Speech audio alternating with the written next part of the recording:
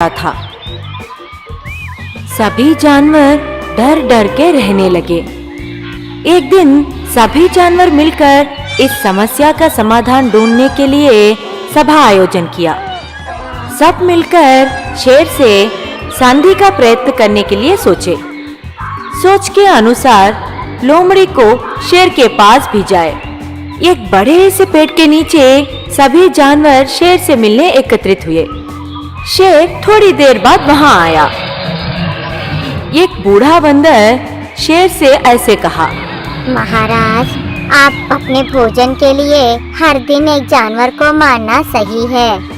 भोजन के लिए ठीक है, मगर हद से बढ़कर शिकार करना ठीक नहीं है। यह कहाँ का न्याय है?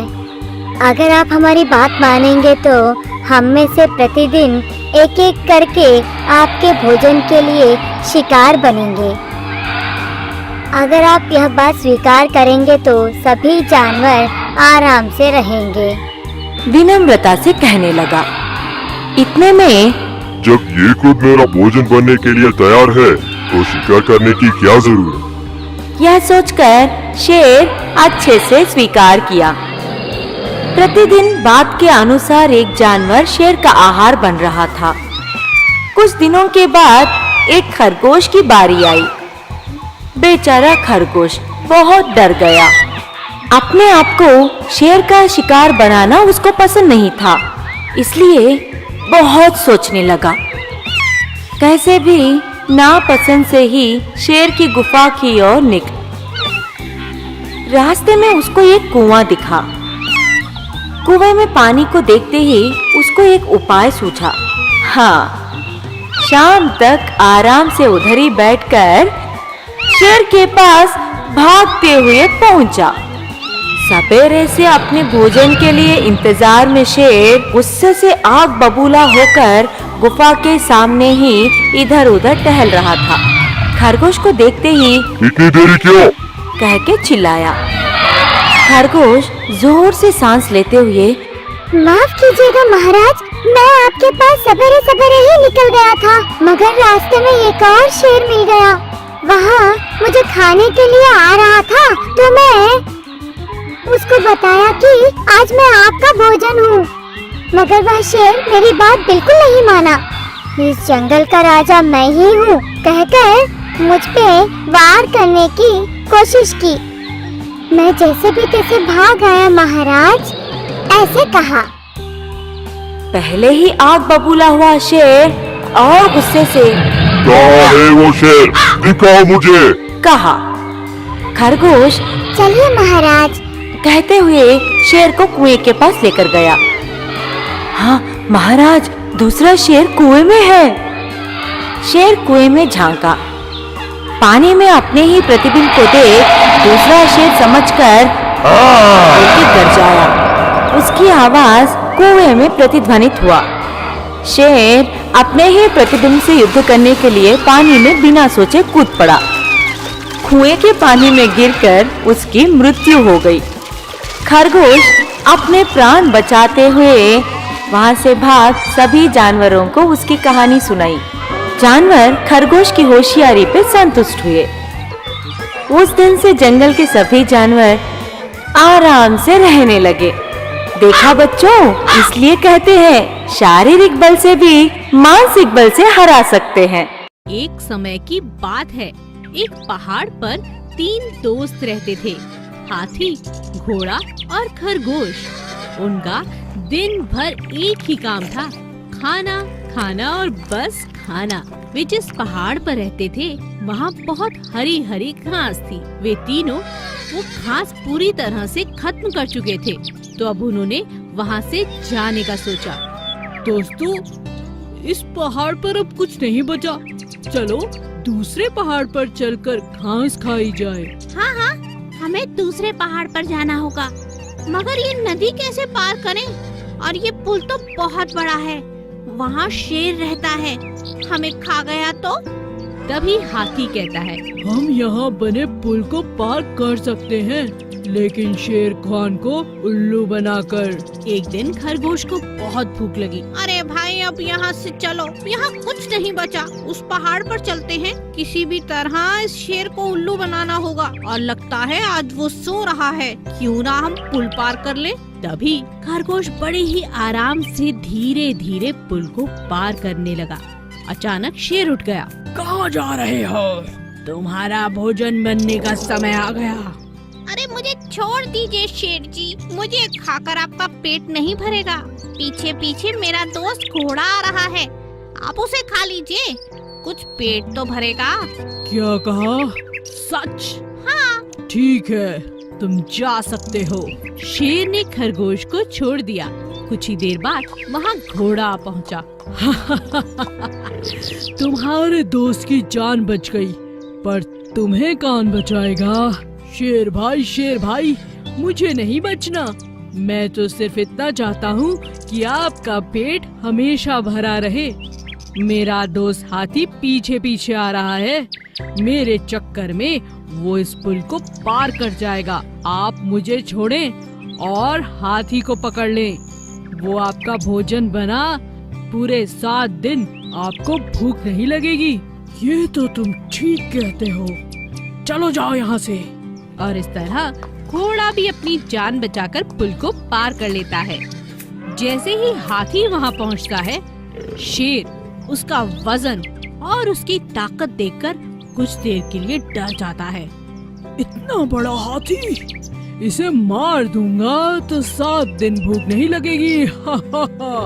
शेर जोर की दहाड़ मारता है। दहाड़ मारते हुए शेर अपने मुंह को ऊपर करता है और इसी मौके का फायदा उठाकर हाथी शेर को लात मारकर पुल से नीचे गिरा देता है और पुल को पार कर लेता है।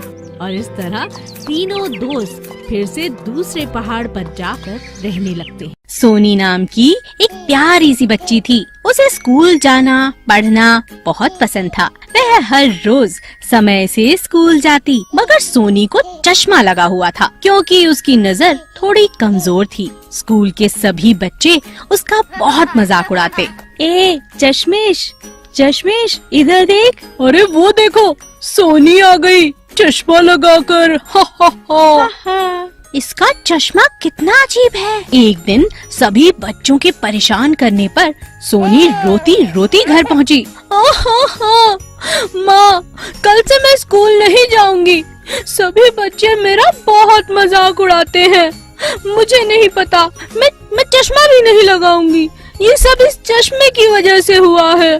क्या हुआ बेटा, तुम रो क्यों रही हो? क्या बात है? चुप हो जाओ बेटा, तुम्हारी आंखें बहुत कमजोर हैं। अगर तुम चश्मा नहीं लगाओगी तो तुम्हें चोट लग सकती है। कल जाकर टीचर से मैं बात करूंगी। तुम बच्चों पर ध्यान मत दो। माँ ने बहला फुसलाकर किसी तरह सोनी को चुप कराया और सुला दिया। अगले दिन जब सोनी स्कूल पहुँची, सभी बच्चे फिर से उसको सताने लगे। देखो चश्मिश आ गई। हम सब खेलने जा रहे हैं, तुम नहीं चलोगी? ये कैसे चलेगी, इसे तो भाई दिखाई ही नहीं देता है। सोनी रोती हुई क्लास की खिड़की के पास बैठ गई और बेंच पर सर रखकर जोर जोर से रोने लगी। तभी उसकी नजर एक छोटी सी सुनहरी चिड़िया पर पड़ी जिसका पंख टूट चुका था और वह मुश्किल से उड़ पा रही थी। सोनी ने उस चिड़िया को उठाया और उसका टूटा पंख लगाने की कोशिश करने लगी। कुछ ही देर में वह पंख चिड़िया पर जा लगा। अरे ये कैसे हो सकता है? लगता है ये कोई जादुई चिड़िया है। तभी चिड़िया ने कहा, हाँ मैं जादुई चिड़िया हूँ, तुम्हारा बहुत बहुत धन्यवाद। अगर तुम मेरा ये पंख मुझे नहीं लगाती तो मेरा जादू हमेशा के लिए खत्म हो जाता। मैंने देखा है बच्चे तुम्हें हमेशा परेशान करते हैं। ये लो जादुई चश्मा, इसे लगाकर तुम बहुत ही खूबसूरत लगोगी। तुम्हें अब सब कुछ साफ साफ नजर आएगा। हर बच्चा इस चश्मे को पाना चाहेगा। जो भी तुम्हारा मजाक उड़ाएगा उसकी आंखें कमजोर हो जाएंगी और उसे भी चश्मा लगाना पड़ेगा। सच में? क्या ऐसा हो सकता है? हाँ। सोनी बहुत खुश हुई। एक दिन गर्मियों की छुट्टियों में राजू अपनी नानी के घर जाने लगा। तभी रास्ते में उसे बहुत से पक्षी मरे हुए दिखे। अरे ये हर थोड़ी देर में एक पक्षी मरा हुआ क्यों मिल रहा है? आखिर बात क्या है? उसे कुछ समझ नहीं आया। बहुत चलने के कारण उसका गला सूखने लगा। मुझे तो बहुत प्यास लग रही है, कहीं मैं चक्कर खाकर गिर न जाऊं। रास्ते में कहीं तालाब नदी मिली तो पानी पी लूंगा। मगर रास्ते में राजू को कहीं पानी नहीं मिला। बस मिले तो मरे हुए पक्षी। डरा सहमा राजू जैसे तैसे नानी के घर पहुंचा। नानी राजू को मिलकर बहुत खुश हुई। अरे बेटा राजू, तुमने बहुत अच्छा किया जो मिलने आ गए। तुम्हारी बहुत याद आ रही थी। चलो अंदर चलकर कुछ खा लो। अभी नानी कुछ बातें कर ही रही थी कि अचानक राजू चक्कर खाकर गिर पड़ा। अरे ये क्या हो गया? अरे बेटा राजू, बेटा राजू। नानी ने राजू को दवा दे दी। तभी नानी की नजर राजू के सूखे हुए होठों पर पड़ी। अच्छा, तो ये बात है। पानी की कमी के कारण राजू को चक्कर आ गए। गर्मी भी बहुत है। थोड़ी देर में राजू को जब होश आया तो नानी ने राजू को पानी दिया, जिसे पीकर राजू को होश आया। अरे नानी, रास्ते में तो मुझे बहुत प्यास लग रही थी और तुम जानती हो कहीं भी पानी नहीं मिला। रास्ते में मुझे बहुत से पक्षी मरे हुए मिले। शायद उन्हीं के डर के मारे मैं गिर पड़ा। अरे नहीं नहीं राजू, ऐसा नहीं है। पक्षी भी हमारी तरह गर्मी के मौसम में बहुत प्यासे रहते हैं, पानी की तलाश करते हैं, मगर उन्हें पानी नहीं मिलता। इसी कारण वो मर जाते हैं। हम इंसानों को भी पानी की बहुत आवश्यकता है, इसीलिए गर्मियों में खूब पानी पीना चाहिए और पक्षियों को भी पानी पिलाना चाहिए, समझे? हाँ नानी, आगे से मैं खूब पानी पीकर ही तुम्हारे घर आऊंगा। एक बार एक गांव में चंदर नाम का ग्वाला रहता था। वह रोज शहर में दूध बेचने जाता। शहर के लोग उसके द्वारा बेचा दूध पाकर बहुत खुश रहते। बहुत अच्छे अच्छे पकवान बनाते। दूध की बिक्री काफी बढ़ गई। लगता है मुझे एक और गाय खरीदनी पड़ेगी। मेरे पास तो कम पैसे हैं, क्यों ना किसी से उधार ले लेता हूँ। काम भी मेरा बहुत अच्छा चल रहा है। पैसे लेने के लिए वह अपने एक दोस्त मगन के पास गया। मगन भाई, मैं एक गाय खरीदना चाहता हूँ। क्या तुम मुझे कुछ पैसे उधार दे दोगे? मगन बहुत ही चालाक और धूर्त था।